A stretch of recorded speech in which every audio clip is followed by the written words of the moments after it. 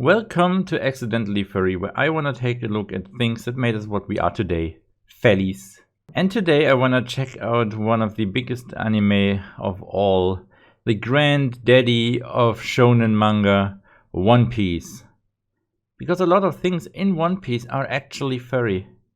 One Piece started serialization in 1999, and since then the author, the mangaka, Eiichiro Oda, has been rather famous for drawing silly animals, weird faces, and having these devil fruits in his anime manga, you know. Devil fruits. Eating a devil fruit means that you get a power. There are 3 categories of devil fruits. There are paramecias, which gives you a rather random power actually.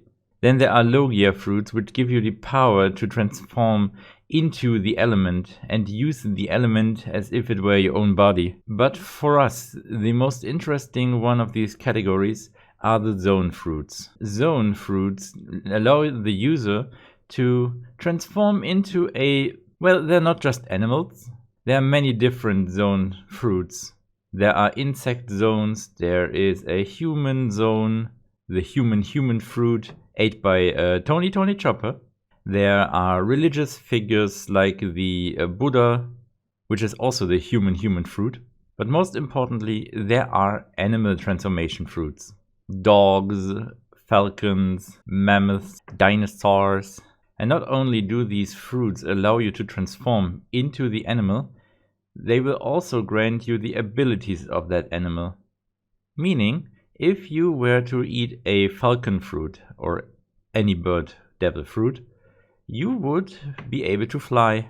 Well, most bird devil fruits are able to fly. There's one character in particular, Big News Morgan, Big News, who actually cannot fly. He himself has stated in the story that he cannot fly despite having eaten a bird devil fruit, which is a thing in the real world as well. There are birds who are unable to fly, like ostriches. So yeah, it makes sense that there are devil fruits who cannot really fly despite being birds. The first 2 were introduced in the same arc.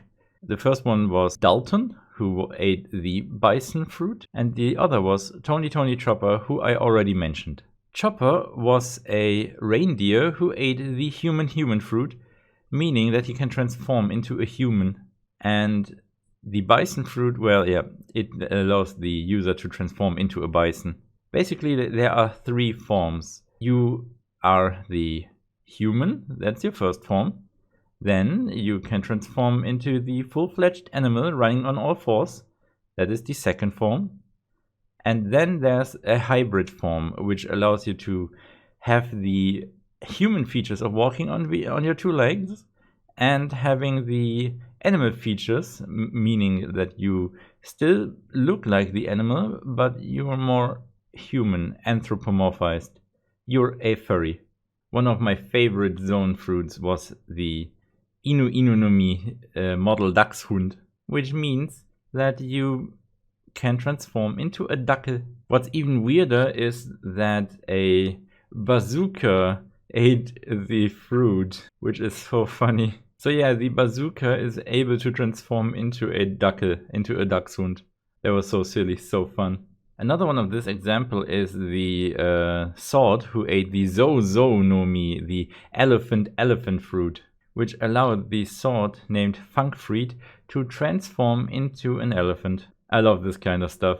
In Wano we got introduced to a lot of dragon fruits, but all of them were awesome. I think my favorite one of them was the Pachycephalosaurus though, because the wielder of the fruit, the user of the power, was actually perfect for it. The Pachycephalosaurus has this giant head.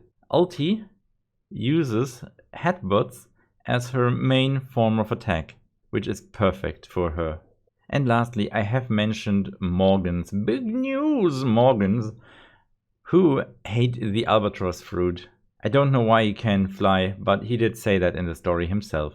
What's funny about Morgans is that Morgans actually never transforms into anything else but his hybrid form. So basically, he ate the fruit and decided, yep, I wanna be a furry all my life. And I love his design. It's so wacky, I love it. Other than these animal fruits, the author has introduced a lot of wacky animals in the story. Some more sentient than others, some more intelligent than others. Like the duck Karoo, who apparently understands the crew and his partner Vivi. So yeah, he seems very human, kinda. Without being able to talk, but he does understand. And Chopper, who I already mentioned twice, can actually understand what the animals are saying because he is one himself. So Chopper actually translated what Karoo has to say. Other weird animals include the long land animals, who are all long. Are you guys related? That's a deer! I'm a reindeer! Meaning there's a long dog. Everything is long on that island. But my favorite is the long dog. I think it's actually called a dog. And there's a horse that's called a horse. Yeah, that arc was weird. But since we are talking about One Piece, I can't forget to mention the whole entire race of furries, right? There are the Minks. Minks are animal people. Cats, dogs, rabbits. A lot of One Piece YouTubers actually have stated that, oh yeah, carrot is hot. I'm not a furry, by the way. But yeah, I can see why people would like their designs. There are a lot of examples of that too. Like Wanda, Carrot, and me liking the male Minks. I do like Pedro, for example. And Beppo is kind of cute too. The Minks live on a very, very tall elephant called Zunisha. Calling it very, very tall is an understatement. I think its actual height is like 35 kilometers or something. And its length is like 20 kilometers or something. A whole nation can live on its back, which is where the Minks live. The Minks have two leaders, the ruler of day, Duke Inuarashi, and the ruler of night, Master Nekomamushi. Basically, they switch places. Between 6 p.m. and 6 a.m. he rules over Zou, which is the country that is on Zunisha. And between 6 a.m. and 6 p.m. Inuarashi rules over Zou. I love the Mink tribe. I mean, some of them, yeah, they just look silly. Like, honestly. The author does like to draw silly looking animals, and that is abundantly clear on Zunisha as well. The inhabitants of Zou are, yeah, just look at the sheep. But they're all loving creatures. I love them. They're adorable. And since we're talking about non-human or animal people, I think I should mention the very, very first occurrence of non-human races in One Piece, the Fishmen. The Fishmen are oppressed by the world government. A lot of them are slaves in their capital city, Marijois. They are kept as slaves because of their strength.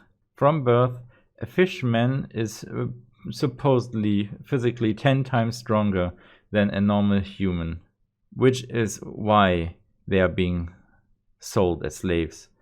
Their work capabilities are much bigger than that of a human, which is sad, but it is one of the topics that One Piece tackles: race inequality and slavery. But yeah, that's all I want to say about One Piece. It's a grand adventure. One Piece has so many nice and amazing things in it that you could talk all day. You could fill a whole YouTube channel with just One Piece. But yeah, just looking at the furry stuff in One Piece has to be enough. And that's it for the video. See you next time, and don't forget, Kaizoku Oni, Ore wa naru!